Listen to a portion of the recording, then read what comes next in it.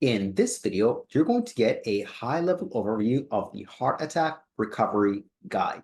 In more detail, here's what you can expect to learn. First, we'll discuss the 6 causes of a heart attack. Then, we'll discuss what happens during a heart attack, as well as the heart attack recovery timeline, from a normal artery to seconds before the heart attack, throughout the heart attack, and in the minutes, weeks, and months following a heart attack. Before we jump in, who am I? My name is Igor. I'm the author of the Amazon best-selling book called High Blood Pressure Reversal Secrets. If you want to purchase it on Amazon, just click on the link in the description below. As well, I've been a personal trainer since 2006, and I've been training other personal trainers in my methodology by speaking at some of the world's largest personal training conferences since 2013. I've also delivered over 400 wellness presentations to some of Canada's largest corporations like IBM, Bosch, American Express, University of Toronto, Investors Group, and others. If you want to learn when I publish more videos about exercise and nutrition for heart health, click like and subscribe to my YouTube channel. So let's dive in. How does a heart attack happen? When the flow of blood towards the heart either decreases or stops, is completely blocked, that's when heart attack happens. Why might it happen? Well, here are 6 possible reasons. One is a poor diet, for various sub-reasons like high sodium, low potassium, low magnesium, high calories, etc. Lack of exercise, for, again, many different reasons that I cover in my other videos. High stress levels, because it encourages clot formation within the blood, and clots can block arteries. Alcohol consumption. High blood pressure, because the heart is forced to work harder, and eventually when it's working too hard, it can cause a heart attack. And a coronary artery spasm, and this one is less related to lifestyle and more of a genetic thing, and it sometimes just happens randomly even to healthy people. But this one is extremely rare. And so what's the heart attack recovery timeline? First, you have a normal artery. That's when you're a healthy, happy person. Blood just flows right through the artery, no problems, no blockages, no difficulty. Over time, with a lot of these risk factors that we mentioned in the previous slide, atherosclerosis is the building up of plaque, which is mostly fatty tissue. It's almost like beavers building up a dam in the river. And so that plaque is that dam. Once that plaque becomes unwieldy, essentially, it breaks off and a clot forms. Once that clot forms, it completely seals off the artery. Imagine the beavers are finished building the dam, no water can get through. And that's what's going on with a heart attack. Within about 30 minutes of that clot forming, heart cells start to die. Okay, and then that's irreparable damage. That heart's will never be the same again. And then in the aftermath of the heart attack, the death of the tissue, the ischemia, you get inflammation, and this is acute inflammation.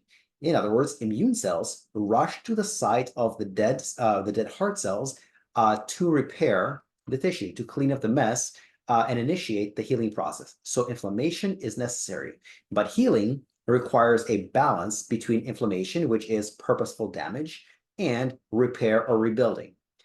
So there are 2 major types of inflammation, and we want to distinguish between the 2. There's something called acute inflammation, which starts right after the heart attack, and that's the rushing of immune cells to the site of the dead heart cells to clean up the mess, the debris. Okay, that's acute inflammation, and that's a healing process, and hopefully it ends after a few days to a few weeks. Then there's a process of chronic inflammation. Sometimes acute turns into chronic, but hopefully it doesn't. Also, sometimes chronic inflammation predisposes somebody towards a heart attack. And this is more of an ongoing basis. This is a low-grade inflammation, but it is chronic.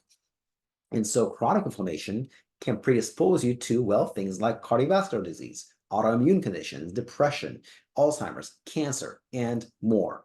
Scar tissue formation. Within a few days of the heart attack, scar tissue starts to form because that part of the heart is no longer working. So it needs some kind of replacement, even though scar tissue doesn't fully replace it. What it does do is it cannot conduct electrical impulses the way the heart can. It does not have the ability to contract. if you imagine a scar in your skin, you can't contract that scar. You can contract muscles, you can't contract a scar. However, what it does do is it provides structural support. So when the rest of the heart contracts, this kind of goes with it, even though it doesn't contribute force to the contraction. Now, how is a heart attack treated?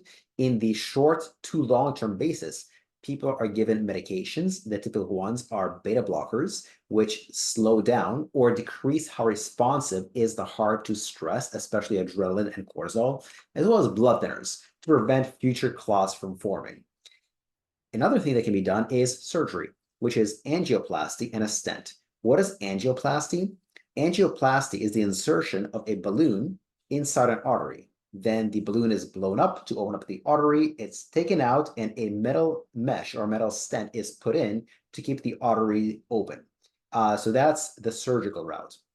There's also lifestyle changes that can be made, which are dietary changes. So basically eating the right number of calories, etc. But let's dive into this in more detail right now. Let's talk about the dietary changes. In my opinion, the most important part of heart health as far as diet is concerned is way simpler than what they make it out by the gurus, by the mainstream media, etc. I think the single most important aspect for heart health is simple old calories for reasons that I elaborate on in my other videos. So if you're overweight, it's important to consume a lower amount of calories to get you to your normal weight. If you're already at your normal weight, maybe your calories are good, but it's the composition of the calories that isn't. If you're wondering, by the way, what is the right number of calories to eat, I have a very thorough 13-minute video on that exact topic, which you can visit and you can watch by clicking on the link on your screen right now or in the description below. So again, the single most important factor is calories, but what do those calories consist of? If you have lots of veggies as well as adequate protein, you're good. It doesn't mean you can't ever have a glass of wine or you can't have junk food. You can have that as long as it fits your caloric budget and you've met your quota of veggies and protein. Everything else is fair game. And if you're wondering, what is the right amount of protein to eat? Well, I have a very thorough 20-minute video on that exact topic. So if you want to check that one out, click on the link on your screen right now or in the description below, and that video will also discuss about one other aspect of muscle building. The other way to affect heart health is through exercise. And so within a few days of a heart attack, light walking around the hospital is initiated. And that's the very, very first stage of cardiac rehab. The old advice after a heart attack was bed rest. Then doctors realized bed rest is probably the worst thing you can do. And so it's important to get moving because use it or lose it. So in the early stages of cardiac rehab, here is the exercise prescription. The frequency is done for 2 to 3 days per week. And over time, over about a month up to 3 months, you work your way up to 4 or 5 days per week. What's the duration? Immediately, you start at 10 to 15 minutes. And again, over a few weeks to months, you work your way up to 30 minutes continuously. And the intensity, you start at a very low intensity of between 40 to 60% of your maximal heart rate. And if you're wondering, what's your maximal heart rate? You subtract your age from 220. Now, if you want to dive deeper into exercise for cardiac rehab, comment below so that I know to make a more thorough video about cardiac rehab, and you'll be notified when you get it. And to learn when I publish that video, click like and subscribe to my channel. Thank you and goodbye.